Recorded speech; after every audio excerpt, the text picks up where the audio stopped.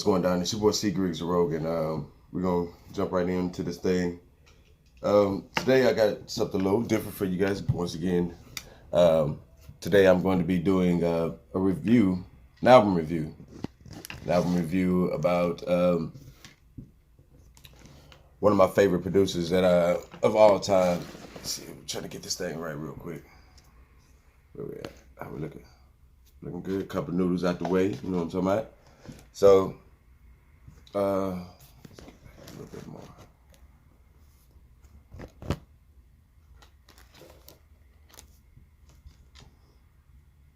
Chopping my head off in this thing. Let me see if I can.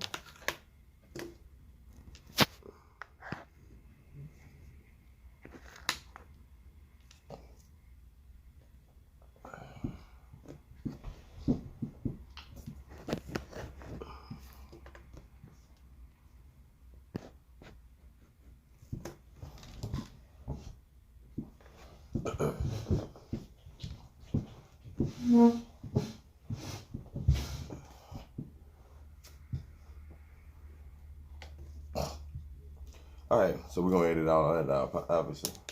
All right, so camera's struggling to keep me in focus, man.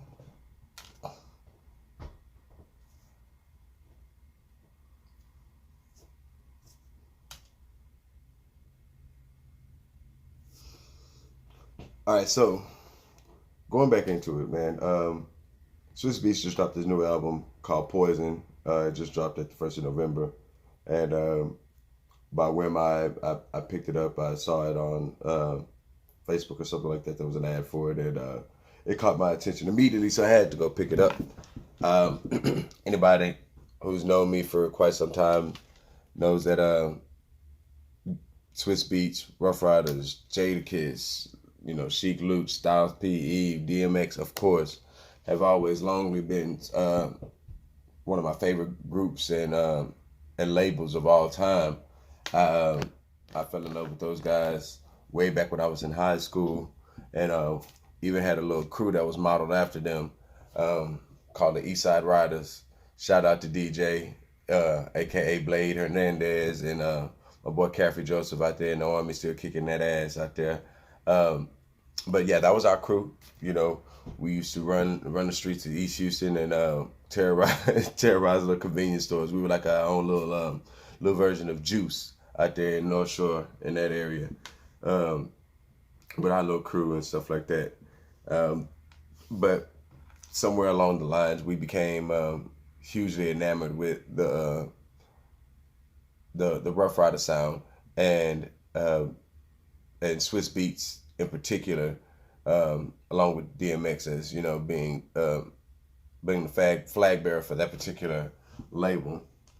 But it's something that never left me, and it's been a while since he's put out an album, and it was good to hear that he had finally put something out, and I was pretty excited to hear it. So I went ahead and I downloaded it on Spotify. You can download it on Spotify if you like. I also put some about you downloading it on Spotify on my Facebook page, and if you follow me on Facebook and stuff like that, or if you don't, you can follow me on Facebook. It's C Griggs, GRIGGS 77015, and that's where you'll find me. But getting back into it, I ended up downloading the album, and to be honest, I only downloaded this album so I could review it. I was talking with my girlfriend Babs, and I was saying, man, my YouTube channel's not growing very much, and I got things going on in life that's not allowing me to be able to stay true to my channel the way I would like to. So I haven't been posting as much as I'd like to. I'm sorry to anybody who's who was looking forward to some things, and life happens. But you got to keep chugging, and so just went back into the lab and thought about some things. And I was like, babe, I got to figure out some things. And she was like, man, people are really getting on with doing reviews and doing commentary, like on 90 Day Fiance and things of that nature, reviews of shows and old albums and things like that. So, why don't you do something like that? And so I didn't want to do anything old and stale. I wanted to get something new and hot that was going to be out, but something that I would be truly interested in listening to. And so it just so happened that when she said that, I went to thinking about what I could do. Um, Swizz Beatz came through with the ad, and what was so funny was I kept hearing one of Swizz Beatz produced tracks from Diddy's last track to Paris, which is something that I've been listening to pretty heavily here lately.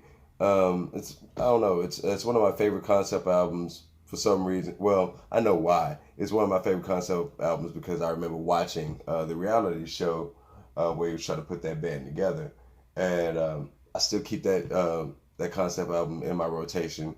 Um, but I've been listening to that one, and Swizz Beatz has an infectious hook on one of those tracks where it sounds like a train moving or whatever, and the hook goes, "When you in the club, get your ass on the floor. When you in the club, get your ass on the floor. Them haters can't tell you nothing. Them haters can't tell you nothing." It's really infectious, really simple, but that's been Swizz Beatz' style. Is it's not overly dramatic. It's not overly complicated. It's not layered with a whole bunch of stuff. And which that could be fine for certain things. But when I downloaded that album, I was literally having that same hook stuck in my head all that day. So it's kind of funny and kismet that even happened. So I ended up downloading the album, and I listened to it while I was cooking babe breakfast and stuff like that because it was a birthday. And the first time I listened to it, I just pressed play, and I was listening to it on my speaker on my Samsung Galaxy Note 8, and I wasn't all that. I don't want to say I wasn't just impressed at all, but it didn't just move me as like an instant classic or a press play that I was just gonna be just so in love with that oh man, this was just a stupid banger right off the top. It definitely had its tracks. It had its signature sound. It's got that signature Swizz Beatz knock that he's known for. But I didn't know if I was really gonna be just super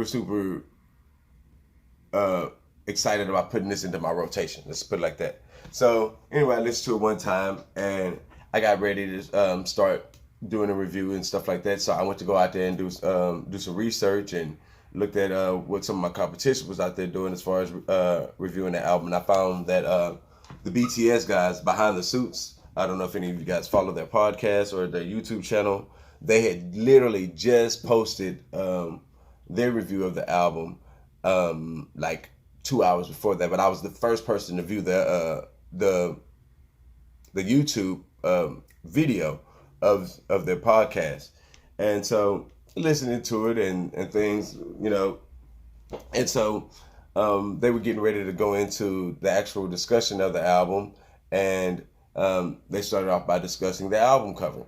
Now, if you look at the album cover is I'll use their word, charged. It's definitely a charged album cover. It's done in red and black, and it's definitely got some macabre, like some definitely dark things going on in the album, on the album cover. It's definitely thought evoking, and we'll bring up some things that it's a discussion piece, it's a conversation piece. And why am I out of focus right now? I can't get back in focus.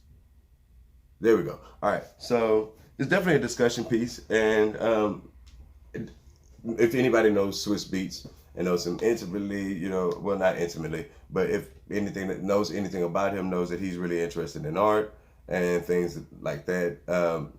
He has a lot of art installations throughout his whole house and stuff like that. So it wasn't something that was not contrived that he had something so charged. So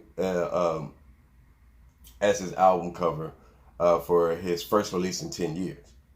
But in listening to their review, I wasn't even able to make it 10 minutes into their review to even review the songs. I couldn't get past their review of the album cover because it pissed me off so bad. If you look at the album cover has a bunch of dark figures on there, black figures. It's all done in red and black, two different colors, right? And all the dark figures are involved in something dark. If you look at very center of the picture, there's a dark figure and they all look like this. They all look like not necessarily something human. They look like demons, or something demonic, or something, definitely not fully human. I'm gonna go with the demonic because, for lack of a better word or description, he's choking a person. You can't tell if it's really a woman or a man, but they're wearing underwear and they have long hair. But other than that, everybody else, all the other demonic figures are either in preparation, looks like what to be in preparation to do something bad to one of the other figures, or aiding them in doing something bad or harmful to themselves. And so that's what I got from it. I even, after getting so pissed off that I had to turn their channel off, I asked Babe, I was like, Babe, what do you think about it? And she, we came up with the same conclusion. Now, here's what Behind the Suit says. Behind the Suit says, their little short, little fat, portly guy with the glasses. Hell, I don't even know their names.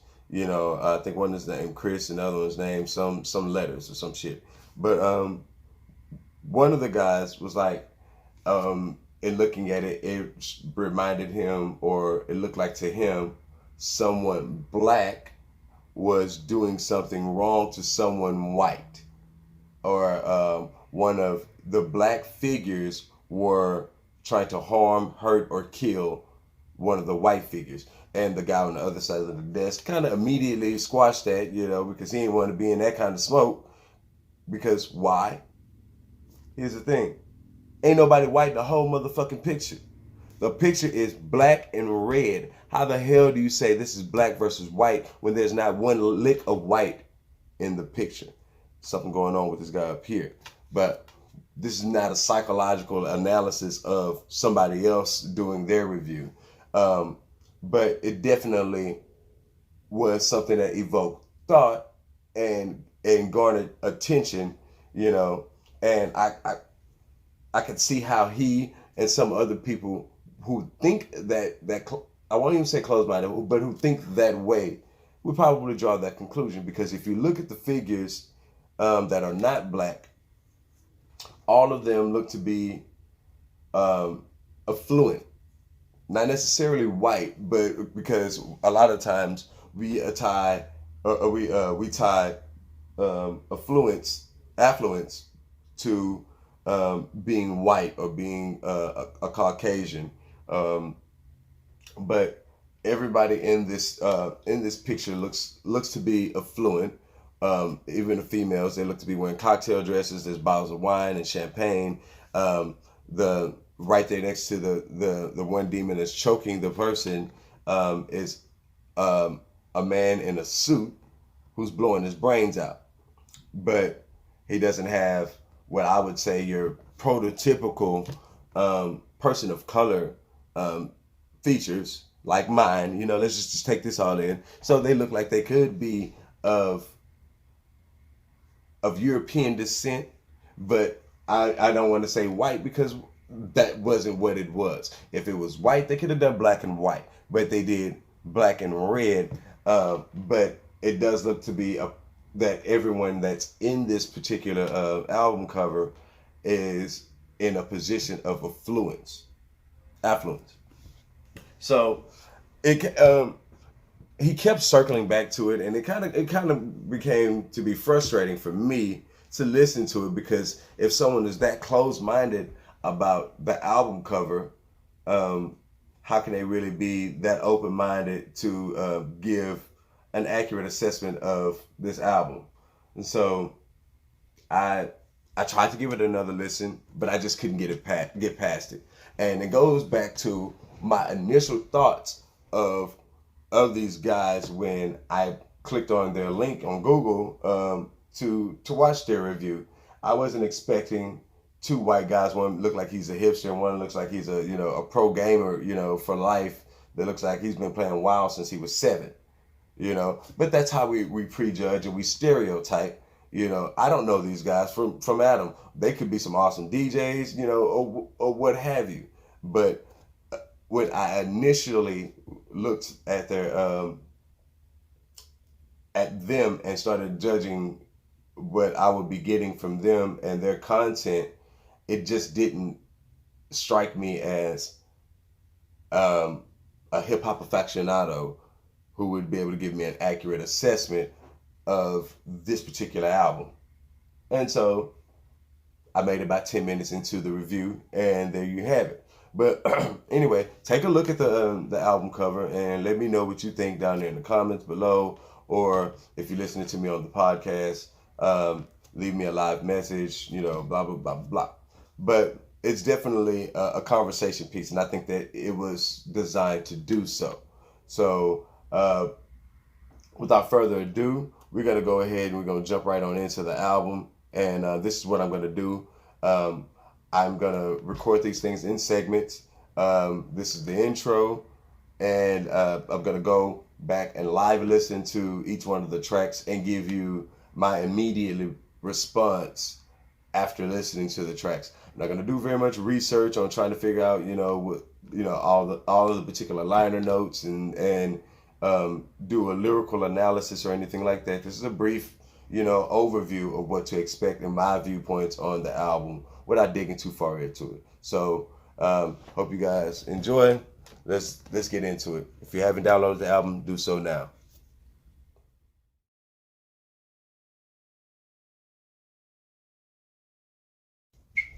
I'm going back in. All right, so the first track on Poison's album is the Poison intro, which is Swizz Beatz featuring Ain Zion. I'm not for sure if I got that first name pronounced correctly.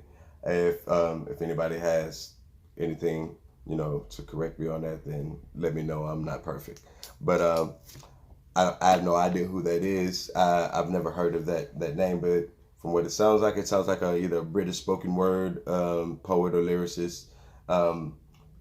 They speak of some European or English town, something like Tottenham, to the Bronx, and talking about just been some lyrical content, and it kind of culminates with saying that from Tottenham to the Bronx, all this shit is poison. And from there, you get this orchestra type, big strings, cinematic build that leads into the very next track, which is POMS, or Pistol on My Side, featuring Lil Wayne, and goes right on into it. So it definitely has it's trying to convey a message, and it seems like some of my favorite albums and some of the biggest albums that I end up liking kind of have that initial build to them. American Gangster was another one that I really liked a whole lot, and it was a concept album by Jay-Z, and it had Idris Elba that was featured on its intro track. If you go way back to Je Suis Rani, or Now or Never, which was Tila's old album from like 1997 or 1998, it had an intro featuring a French lady on that one. So seems like some of my favorite albums have that particular build up to them, letting you know you're gonna be on to some out the box type thing and otherworldly type stuff. I don't know, but that's been my mantra for albums that I tend to like for some reason. So it hooked me in and left me wondering what the next track was going to be about. And so without further ado, we're going to go straight on into Pistol on My Side by Lil Wayne and Swizz Beatz.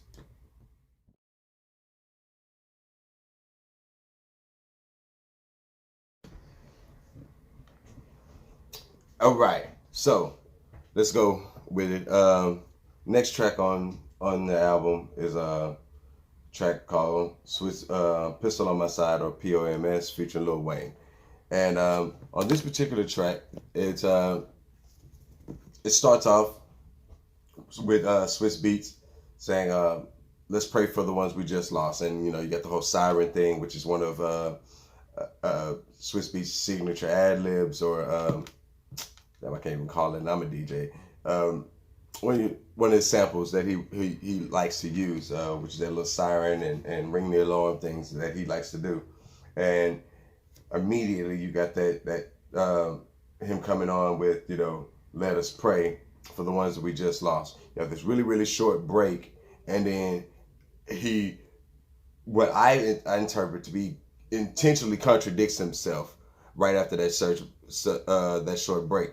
He was like, let's pray for the ones we just lost. Break. God damn it! And then he goes right into, you know, his signature kick and snare knock that he's known for. That snare knock sound with, you know, the little syncopated beat that he's known for. And you got Wayne coming in, you know, singing the hook, pistol on my side, trigger finger on, you know, on the job or whatever. And it's classic Lil Wayne. It actually, when I say classic Lil Wayne and classic Swizz Beatz, first I'm gonna go and speak on Lil Wayne for a little bit. This seems like some Lil Wayne from way back, you know, 2004, 2008. You know, that whole punchliney, real punchliney rap that Lil Wayne had got known for during that era for quite some time, and it really harkened back to that, so much so that when I first listened to it, I struggled with wondering whether or not he actually even recycled these tracks from way back then. Was this, you know, some old lyrics that, or old verses that they may have recorded together, something like that. I don't necessarily feel that way after listening to the track a few more times, but like I said, you have classic Swizz Beatz meets classic Lil Wayne on this track. You know, you got this signature, you know, that Swizz has been known for, and really sparse. And you have, aside from the drum pattern, you have a slightly melodic little piano riff that keeps playing through. And once again, when I first heard it, I didn't feel like it at first it matched the track. But then again, if you listen to my intro, I was listening to this when I first got up. I had smoked a bowl yet. I was making breakfast, and I was listening to it on some bad speakers. But after listening to it, you know, a few more times, I no longer believe it to be like a just some loop that he got. It may have be what I think maybe Alicia, which is Alicia Keys, which is Swizz Beatz' wife, came in to aid with the keys on there, because there's just some classical elements that are going on with this piano riff that kind of lend to Alicia Keys' style of playing. So when I first listened to it, it definitely didn't have that same feel to it. I don't know if that was due to the speakers, but any of my audio files, they'll know what I'm talking about. I like what he did with the track as far as the mixing and mastering and compression things. He kind of takes and does some things with the attack and decay, especially on the drums, that I really appreciate, and also on the lyrical side, or on the side of Lil Wayne's particular tracks, verse and things of that nature. He kind of shortens and compresses his voice a little bit to kind of pull him a little bit closer to to the track to kind of give you a little bit more in your face thing. So it kind of like the the lyrical artist and the backing track kind of do this little back and forth thing with me when I hear it that really works for me. So I really did like the track, and I can see why it was a pretty hot single. And necessarily, it's not really a single, you know, like a poppy, billboardy type single, but it is, you know, one of the lead tracks from this particular album. So if you know anything about this particular album, Swizz had, you know, been working on this for quite some time. It started off as a project where he had like up to 70 tracks. One of them, and he reduced it down to 10, and that's the final 10 that made it to this album. One of the tracks that everybody was pretty much excited for was a super collabo with Jay-Z, Nas, DMX, and I believe Jadakiss. Was debuted at the DJ spinoff, the DJ battle between Swizz Beatz and Just Blaze that they did for Hot 97, and that went over really, really huge, but it didn't make this particular album. So if you guys haven't had a chance to hear that track, go ahead and go check it. But that's pretty much all I got on track 2, and we'll get on into the next one, which is shit, I don't even know the name of it, but we'll get into it in just a second, man. Stay tuned.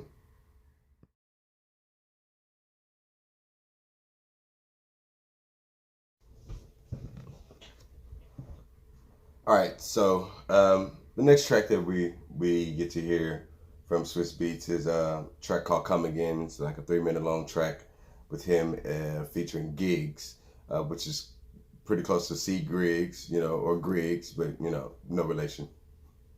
But seriously though, and going from "Pistol on My Side" to "Come Again," I thought that this was a pretty natural progression in the album, and a great way to transition. I mean, they are so synonymous on this album and work so well together that I now have to go back and retrack what I initially said on my my review of the first the first song on this album, "Pistols on My Side," featuring Lil Wayne, and there I said something about to the effect of the signature siren.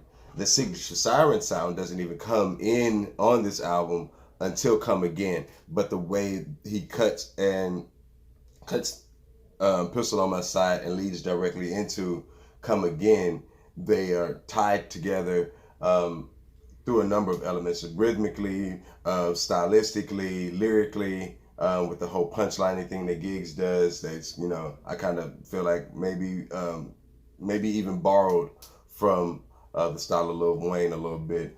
To a lesser degree, I don't think that Giggs really moved me as much as Lil Wayne's punchlining did. Maybe that's because, you know, Lil Wayne was a little bit more well known, or just because of the fact that his punchlines were hotter. I don't know.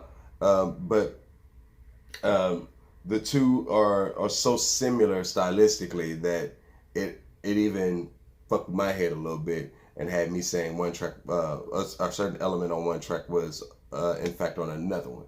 But it was a pretty decent song all in all. You know, like I said, it's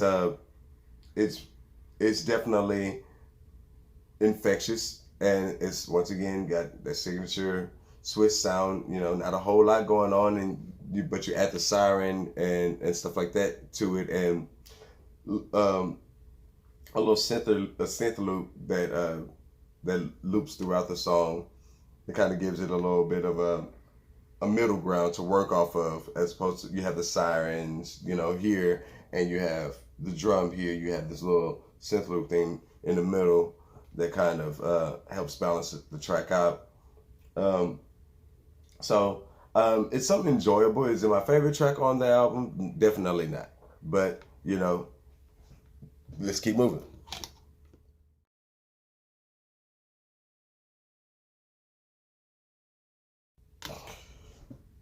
All right, so next up you have Something Dirty slash Pig Goddess, which is like a 2.5 minute track by Swizz Beatz featuring Jadakiss and Styles P, and Kendrick Lamar is on the chorus or the hook, what have you.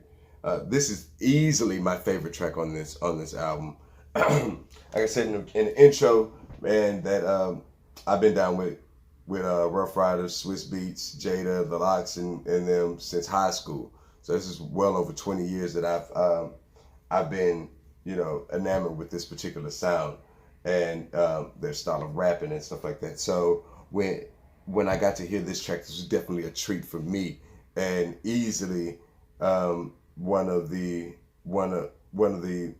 most replayed things that I've been listening to over the past couple of days is this track because of, you know, the not only just the nostalgia fact, but like this is classic Swizz, classic Rough Riders, classic LOX, classic, you know, Jada and Styles P, where they're doing this two bar this little 2 bar thing that they got to be known for.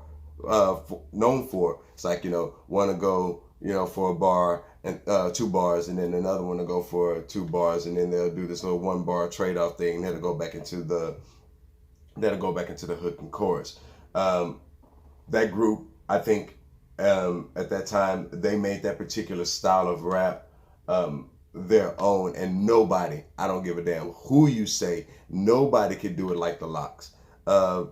They made you wanna, you know, get out there and be just grimy as fuck, just, you know, by the way that they were able to stylistically lay their lyrics out that was a bit more cinematic than some, and it really just it's classic signature, you know, dirty, grimy, you know, Rough Riders that I came to know and love. And I'm pretty sure my boy DJ and Caffrey, you know, they would if this was us at 16, we would probably be, you know, trying to tear down Sharpstown Mall over here in Houston, trying to get this, like we was trying to get that It's Dark and Hell Is Hot album. That album, just a little side note, came out like 2 or 3 days before Christmas, and we went to Sam Goody's, which is an album store that's now shut down, a day before the album was supposed to come out, and I paid $50-something in 1990s money just so I can have that album 24 hours earlier than everybody else was. So that's how infectious and important this sound has been to me, and how dope I felt like this track was going to be, and I felt like it lived up to it in every sense of the word. It puts me in the mind of when I went to college. I went to college to be an audio engineer first. First I went for music business management just because I wanted to own my own record label, you know. But then I switched it to audio engineering, where I did a little bit more of the actual engineering side. And Swizz Beatz, I'll say this at this particular moment in time, is a great producer. And if anybody knows what a producer actually does, a producer is not actually doesn't actually have to be a musician, although most of them, you know, tend to be trained in at least one instrument, you know, be it guitar or be it the keys, the drums, you know, with Just Blaze. Or let's take it all the way back to Quincy Jones. Quincy Jones is one of the greatest producers of all time. He played jazz and played trumpet. He even played with, he was one of the earlier producers that got to work with Ray Charles.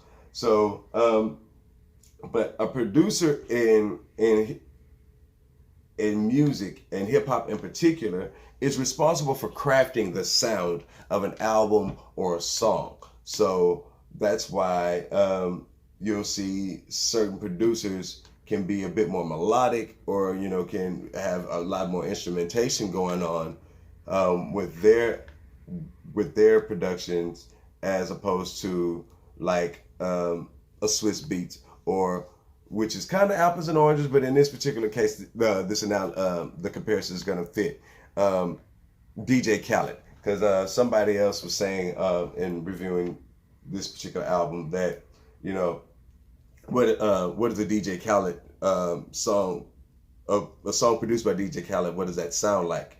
And it just says sounds like DJ Khaled, because DJ Khaled is a producer of a different sort. He's not necessarily the most technically inclined when it comes to actual instrumentation and things of that nature. He just has a particular sound in his head or a particular vibe in his head that he wants to recreate audibly for your ears. And so he sets out and he gets, beat producers, beat makers, and artists, and he crafts that particular sound. Same with Swizz. Now Swizz has got known for his signature, syncopated knock that he has. But if you notice, he never really has a whole lot of things that are very melodic with him. If it is, it's probably a loop or somebody else is playing it. I remember when I was in high school reading about Swizz Beatz and how he got to crafting his sound. He started off on one of them old little Casios, and he used to stick toothpicks in between two keys to get those two to stick while he was down here messing with something further on down the keyboard. So so he could build like two key chords, and so you definitely don't expect to hear something that's just hugely melodic like you would maybe a Prince produced album or something like that. But it's definitely something that's this song here is something that really reminded me of what a Swizz Beatz produced album and a Swizz Beatz produced track is truly about. So let's move on.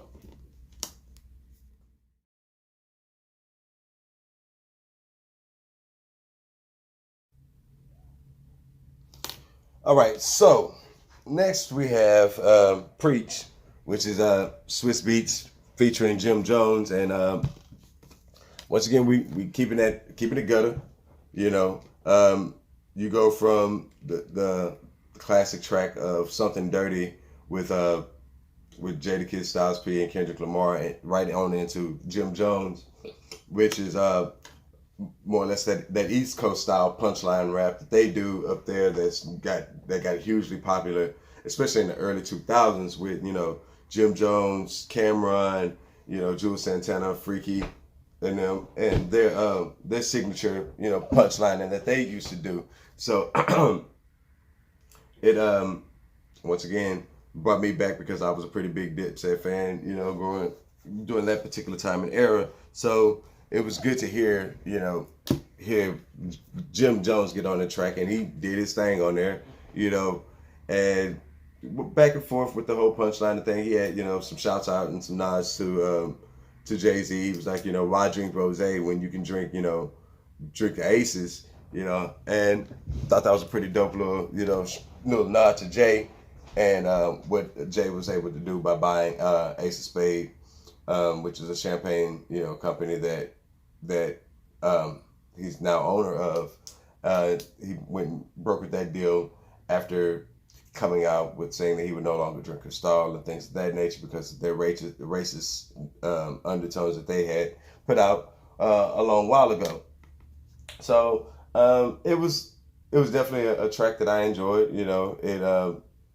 It didn't have a whole lot there that I could really just expound off of right about now, but it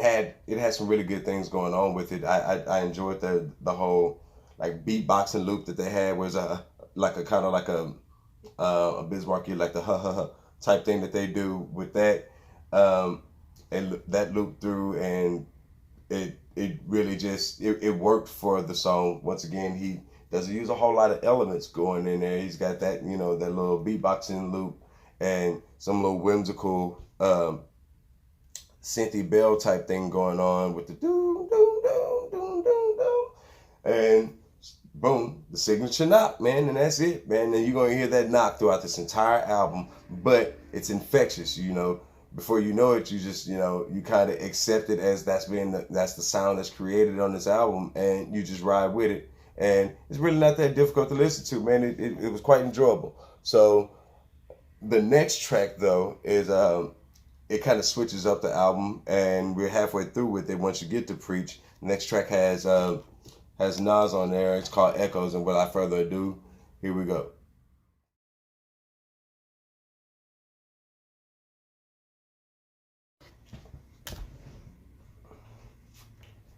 All right, folks. So jumping back into it, man. The next track that we got going on is Echoes, which Swizz Beatz featuring Nas, and it's probably the most different sounding track on the entire album.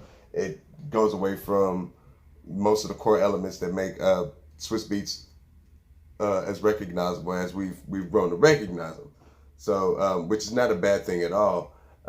He starts off with him doing a little bit of. He starts off by "Can we get a cheers?" or "Can we get a cheers?" If I thought he said "Can we get a chance?" until I heard it a couple more times. But he's definitely doing a nod and a salute to one of the greatest in hip hop, which is Nas.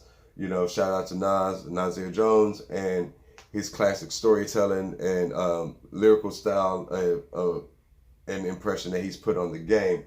And this boy Nas kills it on this track with the way that this whole track is put together, and having Nas on the track and the soulful sample that's put on it and everything. It's if it wasn't for the nostalgic effect of something dirty and my ties to Rough Riders, this would probably be my favorite track on the album, and it's growing to be quickly like my 1A of favorite songs on this album. Nas is going through, and it's totally different lyrically, stylistically from the first part of the album, which is filled with a whole bunch of punchlining and a lot of bravado, for lack of a better word. Hip hop is longly known for its bravado, and that's part of what makes it what it is. But and the grit.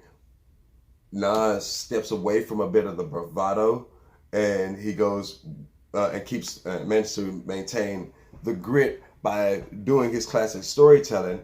And through the analysis that I'm getting, this is a classic Nas tale of that we got to know from Tales of Nas's Notebook. Nas got known for being an artist that not necessarily was heavy in the streets, but he sat out there on the stoop and observed a lot and wrote them down in his notebook, and those became the rhymes that we came to know and love.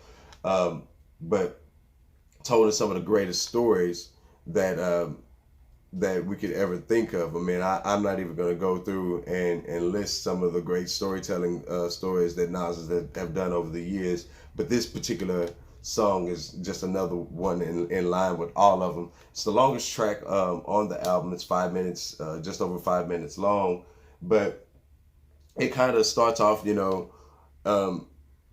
like in the earliest of Nas's memories, and chronicles on up to present day, and he kind of climaxes and ends it with saying some things about what's going on nowadays, and how people use this one little cliches like must be nice, and he was like he said how much he hates that line, and I've never been a big fan of it either, but he says it in a way that I can truly identify with.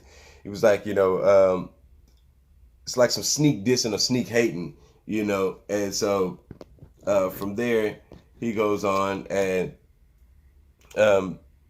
gives us more classic Nas, and he always has been on some uplifting the black people and minorities in particular.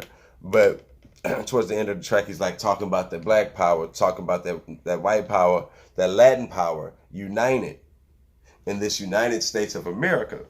And I thought that was really, really important on this particular album, at this particular juncture of the album, And at this particular time that we're in as a country, because of the fact that today is election day, for those of you all who, aren't aware, and we're going through where some things in this country that where we are forced to through media and propaganda and rhetoric, to deal with some demons that we thought that we had exercised, but are popping back up and are poisoning our country. Hence the name of the album, Poison. Is so if you want to go back and just go back and reanalyze the entire album from album cover to what's going on, there's definitely a tie-in, but the media has been poisoning our people by inundating us with things that have caused us to be on opposite sides of things that we didn't even really recognize as having problems before this whole thing started. As far as race relations, had long been quiet for quite some time. Were they the greatest? No, I won't say that, but it definitely wasn't like what we got going on now. To whereas yesterday I was sitting up here, reviewing, getting ready, prepping for the review for this album, and my girlfriend tells me about that they still lynching people out there. A lady found her son hung in the backyard of her house, and the police are just saying that it's a suicide. So, this may be a little bit off the topic, but I mean, this is where we're at, in 2018, and we didn't think that we would be hearing about and thinking about lynching, in 2018. But I want to say this, who in their right mind, teenage kid or whatever, is going to lynch themselves or hang themselves in their backyard? And if they are going to do it, how are they going to hang themselves in their own backyard? Nobody would hang themselves in their own backyard and using a sheet that ain't from their own house. So I don't know all the details of the story, but some shit ain't adding up to me. But I am saying this, that, we do have a ways to go and some things that we need to work on as far as the racial harmony in this country. And Nas does a great job of bringing that thing to light, but he doesn't cast dispersions on either side. He's just saying that, we need to be united, and we do, and in this United States of America. And then he goes on to talk about ISIS, as a goddess, out of Egypt, look how they got us. And then, he repeats it, he's like, man, look how they got us, because ISIS ain't even an original black goddess. Now it's the name of some group of some deadly motherfuckers, and that's a shout out to all those woke folks, that have a tendency to be wanting to post things on social media or YouTube and stuff like that, who only read like a couple of pages out of a book. Now they know every damn thing. Be careful of the propaganda and the rhetoric that you put out there, man, because people are listening to you, and you are a person of influence, and so you need to be more conscious about the message that you're putting out there. That's all I'll say about that, and I appreciate Nas for bringing that to light. From there, I'm just gonna jump right on into it, and we go into Cold Blooded, which is another a hot lyrically charged track by Pusha T. Pusha T's been making a pretty big push this year, by taking on Drake and and dropping his album, and his album's pretty hot. If you had a chance to go check that out, go check that out. But it's another storytelling track about bodega babies, and just talking about what it's like growing up, amongst the slums and pulling yourself up by your bootstraps and having a hustle and things of that nature. Just that classical Pusha T, but in a great storytelling element that I thoroughly enjoyed. Both of those tracks, Echo and Cold Blooded, featuring Pusha T, stylistically and production wise, have some non-traditional Swizz Beatz style elements to it, still maintains the sparseness that he's known for, but it's they're two of my favorite tracks on the particular album, and I ain't gonna just stay on those too long. We're gonna keep it moving, and we're gonna move on into the next track. So without further ado, here we go.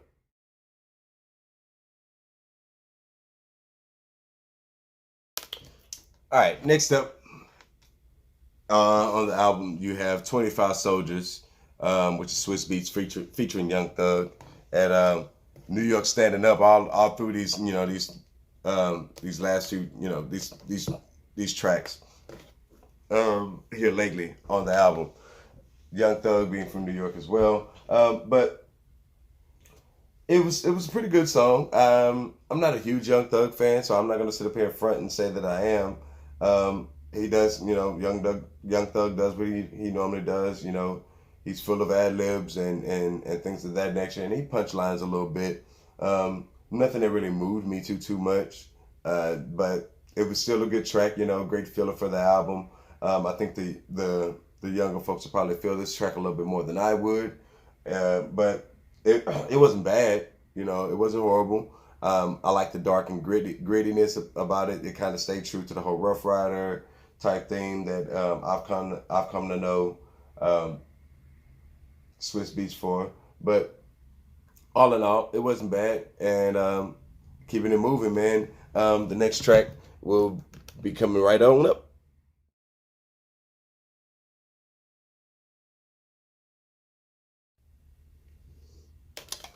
All right.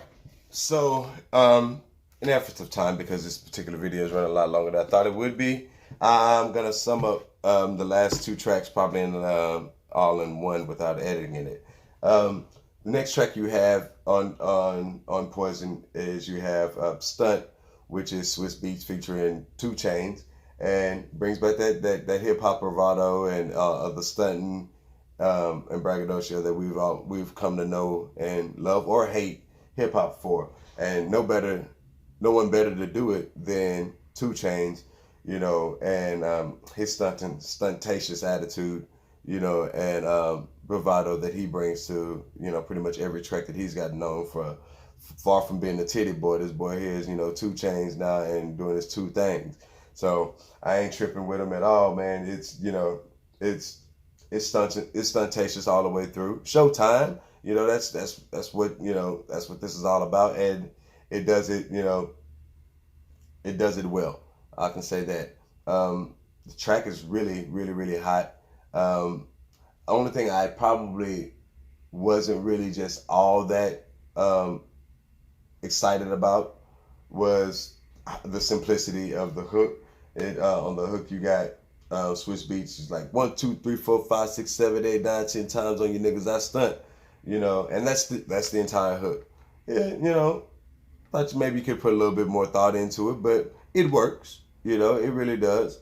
And so you kind of go with it, and then you round out the album with the last track called Swiss Montana, which is Swizz Beatz featuring. Can you guess?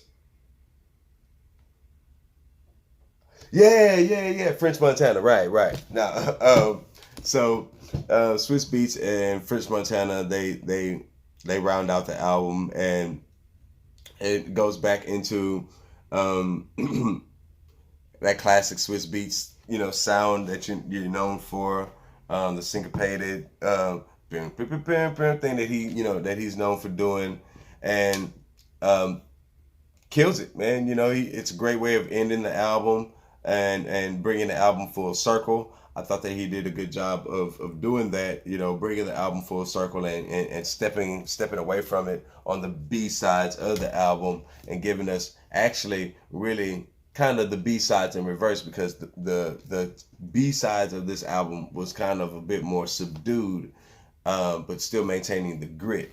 So it was it's a great way to end the album, and a great way for me to end this particular review. I enjoyed doing this process, and look forward to doing it, again in the future. For those of you who don't know who I am, man, I'm C. Griggs, the Rogue. I'm from Houston, Texas, And I went to school for audio engineering and music business management. And I have a great love for music and DJing and the production side of it, partially because of my schooling. Uh, this album and listening to it and critiquing it to do a review really tested some of the things that I learned in college about what it takes to be a producer, an engineer, and mixing and mastering, because there were some things that go on behind the scenes of an album that I think the layperson really misses, but were really captured on this album. With the likes of compression and what I was saying about the whole attack and delay, and when to be able to open up the sound and make the sound wet as opposed to making it dry and stark. So stylistically, the album really did some things for me that I wasn't really expecting. It definitely is something that I'm gonna have in my rotation. I haven't been listening to very much of new music, period, because I'm 36 years old now, man, and I mean a lot of the new shit don't move me. I've been listening to a lot of really indie rock for the last few months, a few years, with the likes of Arctic Monkeys and things of that nature. So I haven't really just been on the hip hop scene for a while, but this is a great foray back into it. And I want to thank Swizz Beatz for doing that. I want to thank you guys for listening or watching, what have you. If you haven't had a chance to do so, like and subscribe my YouTube channel. Also, check me out on Anchor.fm, the Rogue Radio, which is where you can find the podcast for this particular review for Swizz Beatz album Poison. And you can also find me on social media, either by checking out my business side, which is People's Innovative Business Solutions, or you can check me out personally on Facebook, cgriggs77015 on Facebook and Instagram, and cgriggs_2 on Twitter. But there's nothing else that claims our attention. We are ready to go, in the words of the great W.B. Rigel. And for those of you, that stuck it out through me, man, I appreciate it. Be sure to leave me a comment and like, subscribe. And as always, be bold, be vigilant, be iconic, be influential, but be someone. And I'm going to be out.